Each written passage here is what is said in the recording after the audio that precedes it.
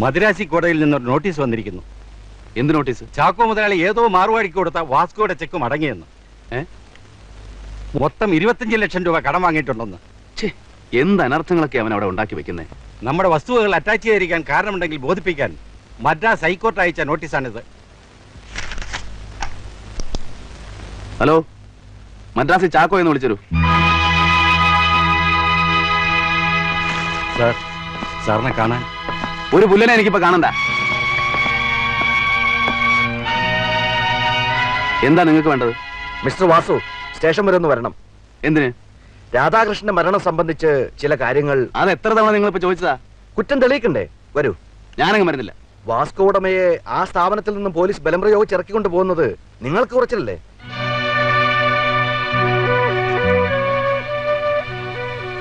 പോലീസുകാരുടെ കണ്ണിൽപ്പെടാതെ ഏത് കൊലയും മറയ്ക്കാനും ഏത് ശവവും നശിപ്പിക്കാനും കഴിവുള്ള ആളാണെന്ന് നിങ്ങളൊന്ന് പറഞ്ഞിരുന്നല്ലോ. പിന്നെന്തിന് ഭയപ്പെടണം? DIG അവിടെ കാത്തിരിക്കുകയാണ്. വരൂ.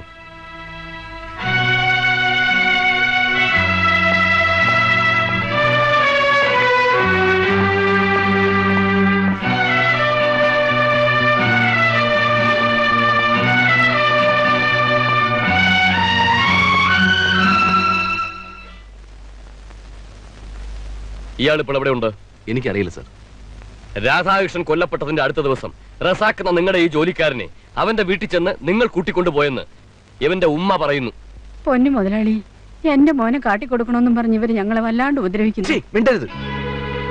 രാധാകൃഷ്ണന്റെ മരണം ആത്മഹത്യയായാലും കൊലയായാലും നിങ്ങൾ ഒഴികെ അതിന്റെ ഏക ദൃക്സാക്ഷിയാണ് ഈ റസാഖ്. മിസ്റ്റർ വാസു, ആ റസാഖിനെ നിങ്ങൾ ഉടൻ ഹാജരാക്കണം. ഇല്ലെങ്കിൽ രാധാകൃഷ്ണനെ കൊല ചെയ്തതിന് നിങ്ങളുടെ പേരിൽ ഞങ്ങൾ കേസ് ചാർജ് ചെയ്യും.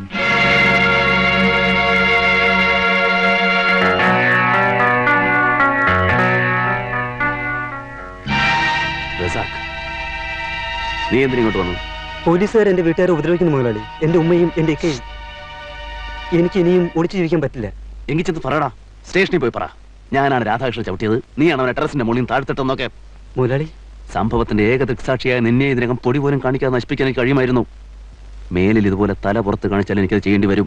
ഇല്ല മുതലാളി, ഞാൻ ഇനി പുറത്തു വരില്ല. അള്ളാണ് സത്യം. നിന്റെ വീട്ടുകാരെ മേലിൽ പോലീസുകാർ ഉപദ്രവിക്കാത്ത തരത്തിലുള്ള ഏർപ്പാടുകളൊക്കെ ഞാൻ ചെയ്തിട്ടുണ്ട്. അതുപോലെ നിന്നെ ഗൾഫിലേക്ക് അയക്കാനും.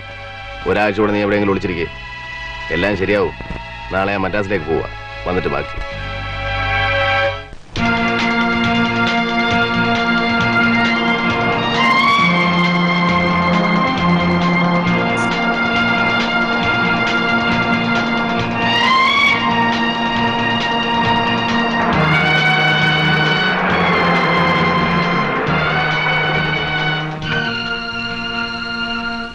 ചാക്കോ എവിടെ?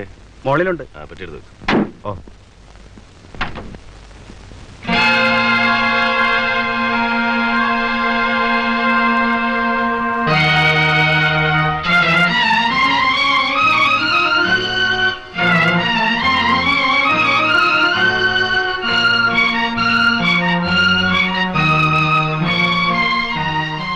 ചാക്കോ, നമ്മുടെ എല്ലാം പോയടാ വാസു. ആ പരമനാര് KRC നമ്മളെ ചതിച്ചു. നീ എന്തായി പറയുന്നത്? കള്ളും പെണ്ണും തന്നെ മയക്കിയെടുത്ത് നിന്നെപ്പോലും അറിയിക്കാതെ അവരെന്നെ കൊണ്ട് ചെയ്യിച്ച കടും കൈകൾ. ബാങ്കിന്റെ കളർ ഡ്രാഫ്റ്റ് ഉണ്ടാക്കി മൈസൂരും ബാംഗ്ലൂരും കൊണ്ടുപോയി എന്നെ കേസിൽപ്പെടുത്തിയത് അവനും ആ തേവിടിച്ചും കൂടെ ചേർന്നവനടാ. അവളൊരു പെണ്ണല്ല, മനുഷ്യന്റെ ചോര ഊറ്റി കുടിക്കുന്ന രാക്ഷസി. ആര്? കനകം.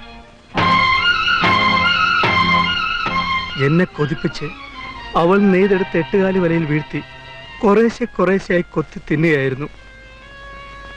ലിക്കർ പ്ലാന്റിന് നമ്മൾ മുടക്കിയ പണം മുഴുവൻ പോയടാ.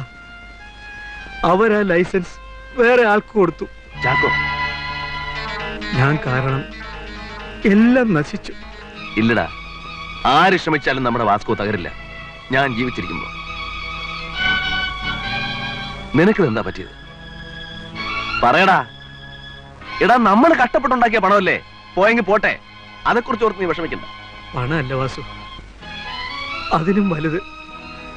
അവൾക്ക് വേണ്ടി ഞാൻ എൻ്റെ കെട്ടിയവളെ അമ്മിണിയെ പറഞ്ഞു വിട്ടു. പിന്നെ പിന്നെ എന്റെ മോൾക്ക് എന്താ മോക്ക്? ഡെയ്സി മോക്ക് എന്ത് പറ്റിയടാ?